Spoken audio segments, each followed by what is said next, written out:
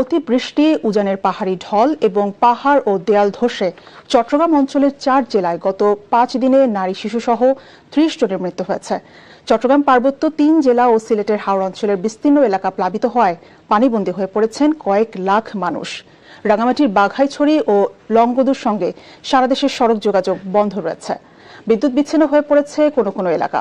এছাড়া টানা বৃষ্টিতে দেশের বিভিন্ন জেলায় তীব্র জলাবদ্ধতা সৃষ্টি হয়েছে। বর্ষণ ও পাহাড়ি ঢলে চট্টগ্রামের বিভিন্ন উপজেলায় বন্যা দেখা দিয়েছে। কুহু করে বাড়ছে বানের পানি, খাল বিল নদী উপচে পানি ঢুকছে বঙ্গোপসাগর লাগোয়ার জনপদে। অব্যাহত বৃষ্টিতে চতুর্থ দিনেও বন্যা পরিস্থিতির কোনো উন্নতি হয়নি। একই অবস্থা চট্টগ্রামের সাতকানিয়া, বাঁশখালী, রাউজান উপজেলায়। বুক সমান পানিতে ডুবে গেছে এসব এলাকার সড়ক, বসতঘর ও হাট বাজার।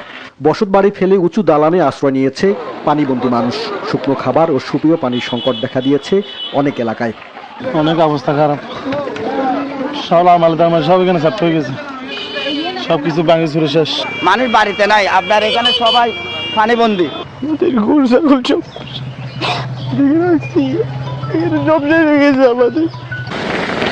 পাহাড়ি ঢল ও টানা বৃষ্টিতে নদ নদীর পানি বেড়ে খাগড়াছড়ি, রাঙামাটি ও কক্সবাজারের বিস্তীর্ণ এলাকা প্লাবিত হয়েছে।